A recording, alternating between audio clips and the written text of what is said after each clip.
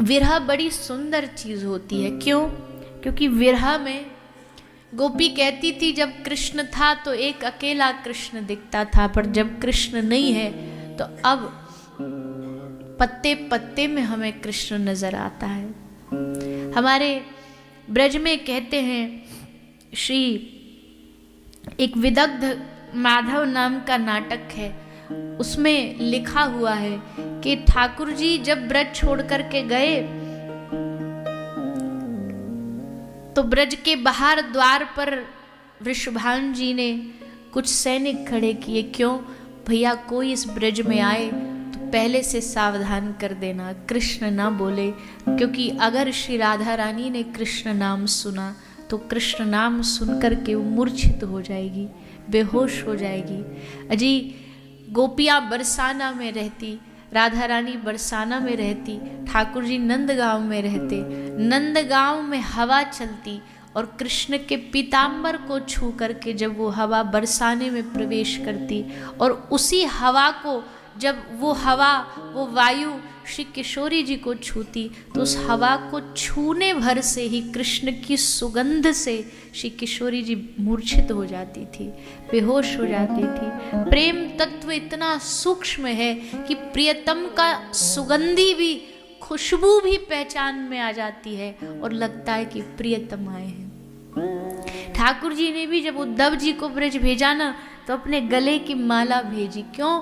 उद्धव को कहा, उद्धव सारी दुनिया को तू कहेगा ना कि मैं कृष्ण का मित्र हूँ, शायद मान लेंगे, पर वहाँ एक किसी कोने में मेरी प्यारी जो अकेली कहीं पड़ी होगी, भान भी नहीं होगा, तू लाख बोलेगा कि मैं ये हूँ मैं वो हूँ, वो आँख नहीं खोलेगी।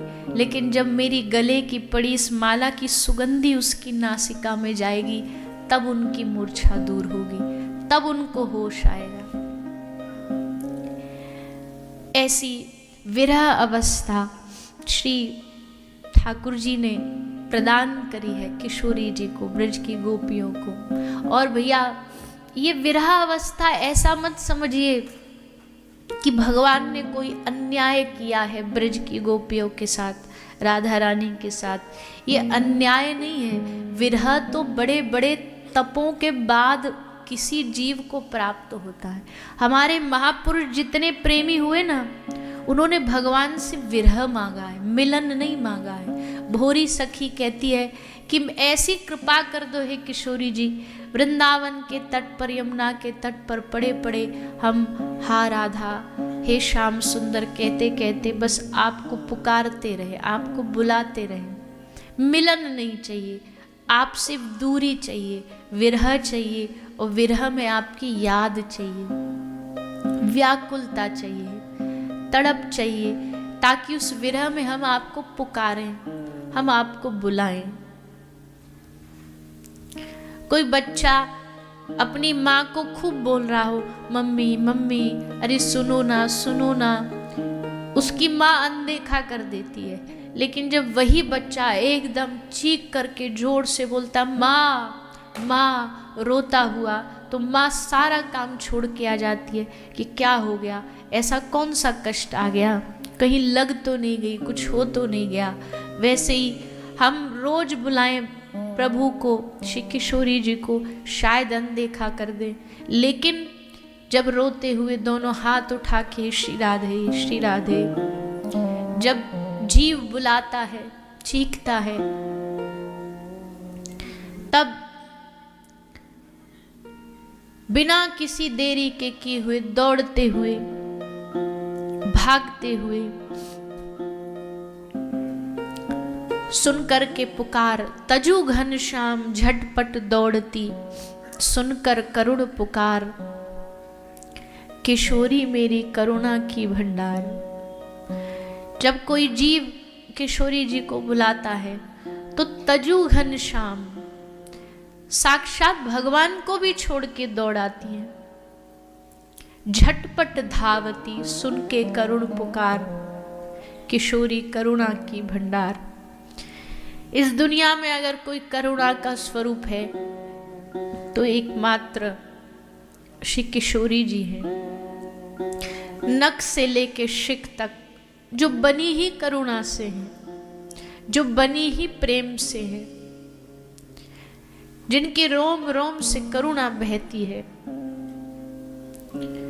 मृदुता, दयालुता, कृपालुता की राशि है, जिनकी वाणी में, जिनके चलन में केवल और केवल करुणा भरी हुई है। एक बार बस कोई जीव आकर के, आश्रित होकर के उनके चरणों में पड़ के कह दे, हे श्यामाजू, मैं तुम्हारी हूं, मैं आपका हूं, इतना मान भर ले कि मैं आपका हूं, मेरा विश्वास है कि मेरा संबंध, मेरा जीवन, मेरा नाता सब आपसे है, इतना भर मान ले। आगे भजन साधन कितना करेगा, कितना नहीं करेगा, उस पर ध्यान न दे के बस इतने, इसने मुझे अपना माना, बस इसी बात से प्रसन्न होकर के किशोरी जी कृपा कर देती है। किशोरी जी की कृपा अनंत है, अनंत है, जिसको शब्दों में गिना ना जा सके। जो अपने आश्रित, अपने प्रिय को बालक की भांति, शिशु की भांति अपने हृदय से लगा करके रखती है। बालक मैला कुचैला आएगा ना, गंदे कपड़ों से, मैले कपड़ों से, मिट्टी में खेल करके, तो सारे पड़ोसी बोल देंगे कि गंदा हो रहा है, मैला है। लेकिन उसकी माँ उसको हृदय से लगा लेती है, बिना देखे कि कपड़े गंदे हैं, शरीर मैला है। वैसे ही हमारे मन में खूब गंदगियां हैं, खूब पाप हैं, खूब अपराध हैं। कहीं जाएंगे तो हमसे कहा जाएगा, अरे मैले मन वाला है। किसी देवता के पास जाएंगे, वो कहेंगे अभी शुद्ध नहीं है, अभी इसका हृदय शुद्ध नहीं है। लेकिन वही जब हम अपनी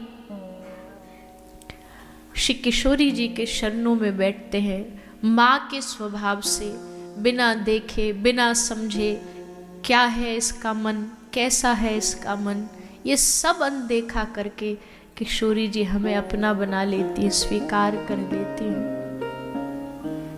इसलिए ब्रज की भक्ति कहती है कि हम जानते हैं हमारे भीतर कोई गुण नहीं है, हम जानते हैं हमारे भीतर अज्ञानता भरी हुई है, लेकिन उस अज्ञानता में भी इतना भरोसा पक्का है।